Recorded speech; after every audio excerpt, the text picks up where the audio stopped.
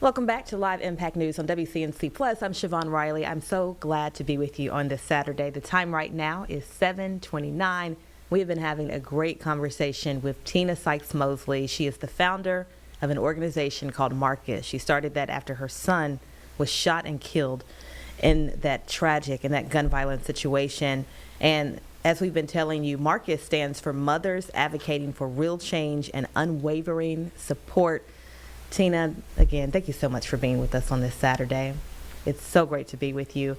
We've been having some really good conversations this past hour, and you have been telling us about the steps that you are taking to raise money in the community to combat this ongoing problem when it comes to gun violence. You are talking about the Community in Motion to End Gun Violence initiative. Can you tell us about that? Absolutely, and thank you for that opportunity. The Community in Motion to End Gun Violence is our first awareness walk, but it's more than a walk, it is a movement. And this walk is about making sure our loved ones are never reduced to statistics, to shed awareness on gun violence, as well as preventing it from happening in the community. It is a fundraiser that we're doing, and the fundraiser is for us to have programs this summer for teens this summer, and we have just an array of things that are going on. We are partnering with corporate companies where we will give them life skills that they can do, and they will get paid for this time as well. So we want to train them how to go into jobs and work a little bit to earn money.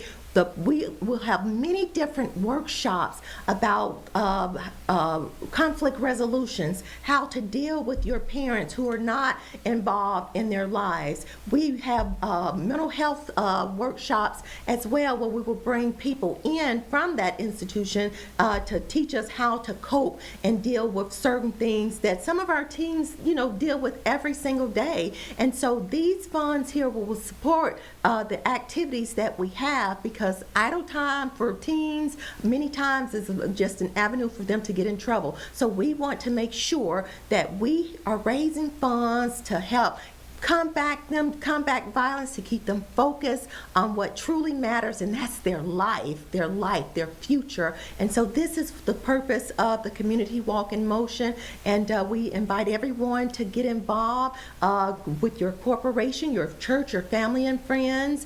The registration fee is $25, and it does come with a beautiful event shirt, and that will take place at the Union County Sheriff's Office on June the 13th from 11 until 1 o'clock. And it's going to be a day of celebration, a day of remembrance, a day of purpose. And so we invite not only Union County residents to come out, but Charlotte, Meck, and all surrounding counties to come out and support this oh so deserving event.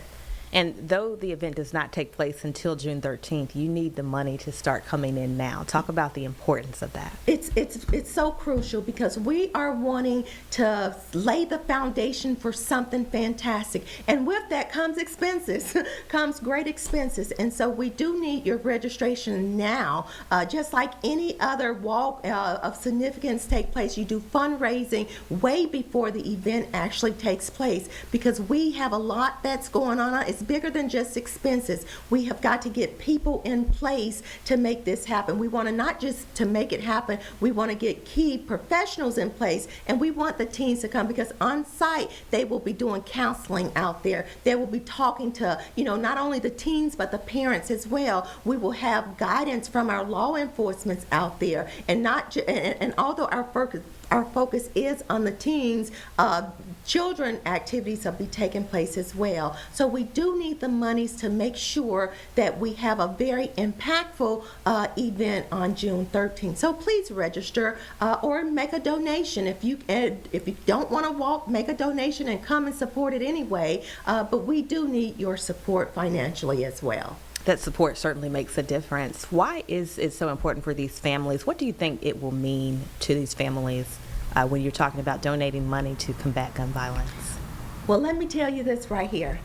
It means that you will not have to endure the pain that I endure every single day, 24 hours a day. See, what people must understand, grief does not have visitation hours. We don't get a break from grief. It is with us every single day. And if we can prevent you from walking in the same shoes and living the life that I live, then your $25 will be oh so deserving and so worth it. Because this pain right here that I endure and other grieving families endure, if you're not one of them, trust me, this is not something that you want to walk across your front porch. But reality is, our teens are getting out of school this summer. Mm-hmm. Reality is, in the summertime, crime escalates with these teens.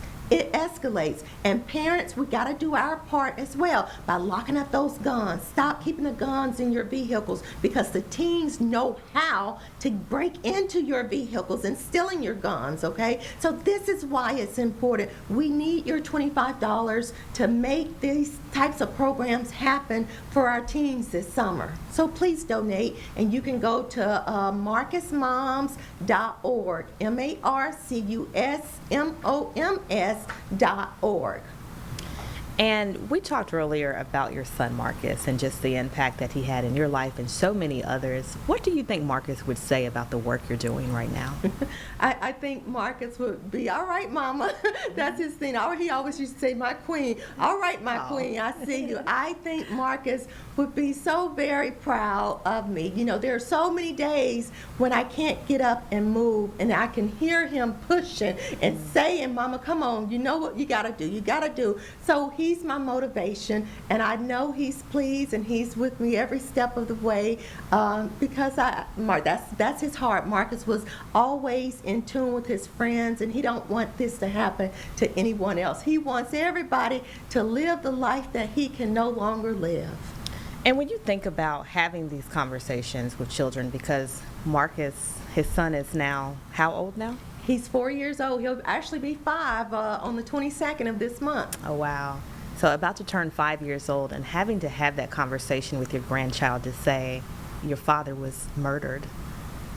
Take us through, what is that like for that 5-year-old child? You know, I talked to I call him Baby Marcus. Mm-hmm. I was talking to Baby Marcus this morning over the telephone, and I was asking him about his day and what, you know, just the whole week. And I said something about his dad, and his face dropped.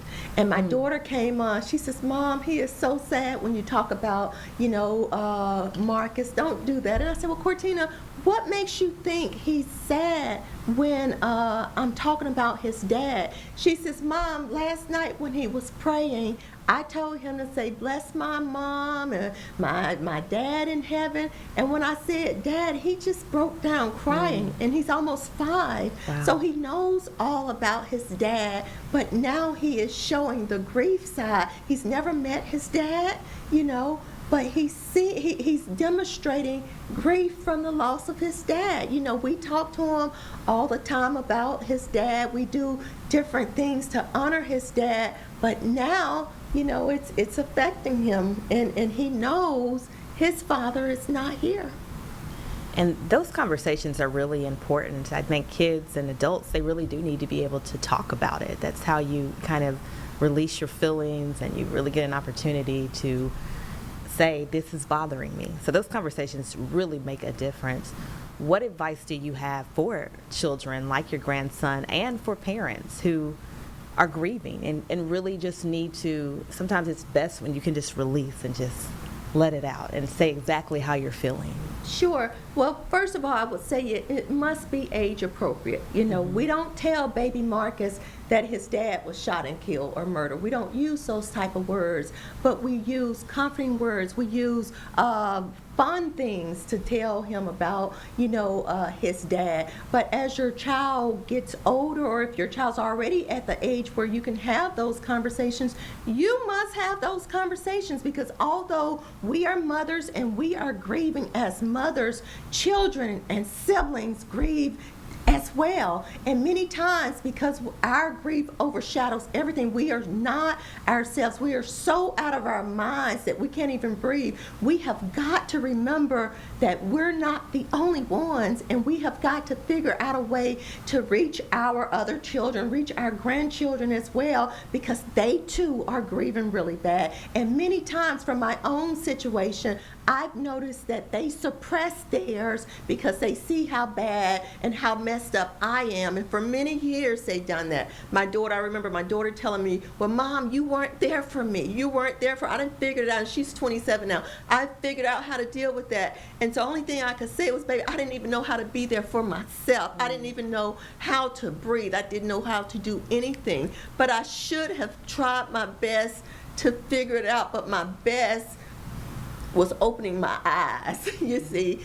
But we cannot forget the siblings. We cannot forget the children of your murder victims. We cannot. We have got to do everything we possibly can, because see, part of the reason why so many teens are having problems today is because they too have witnessed a loved one being lost to gun violence, and no one has acknowledged that pain because their parents are so messed up or whatever, you know, and so therefore they're acting out. They're wanting to retaliate. They're wanting to do this and that and other, only to take another life that will end them up behind bars forever themselves. So we have got to have this conversation, and there are people out here who's available who can help. Marcus, we have a homicide support group meeting. There's so many other organizations that have group support meetings. There's therapists that you can go to. You have got to find the right person. And I will tell you this, finding someone who just want to beat Jesus, Jesus, Jesus into them, they need that, absolutely, but they also need a whole lot more, okay? They don't need to hear the things that we will not receive in terms of he's in a better place, or it was just his timing, or all these cliches, because none of that works. We don't want to hear it. They do not want to hear it, and people need to stop telling people that, because we're not ready to receive that. We cannot receive that. We've lost our children, they've lost their siblings or their parents. Tina Sykes-Mosley, we really appreciate you being with us today. I know this is not an easy conversation to talk about, but we appreciate you telling us about your son and all the great work you're doing in the community. Thank you so much for being with us. You're welcome. It's my pleasure, and thank you for having me. Yes, it has been such a great conversation. And just to recap, you heard Ms. Sykes-Mosley talking about the community in motion to end gun violence. They are raising money for that. All you need to do is just give $25. That is taking place at the Union County Sheriff's Office June 13th from 11 to 1 o'clock. But as you heard her say, they need the money now. They don't want to wait until June. They need you to send that money in now. And then don't forget about April 21st at the Monroe Police Department. That is when the citywide Teen Summit is taking place. Again, Ms. Mosley, we are so grateful that you decided to spend some of your Saturday with us. We appreciate you being with us. And next, after the break, we're going to talk about spring mental health.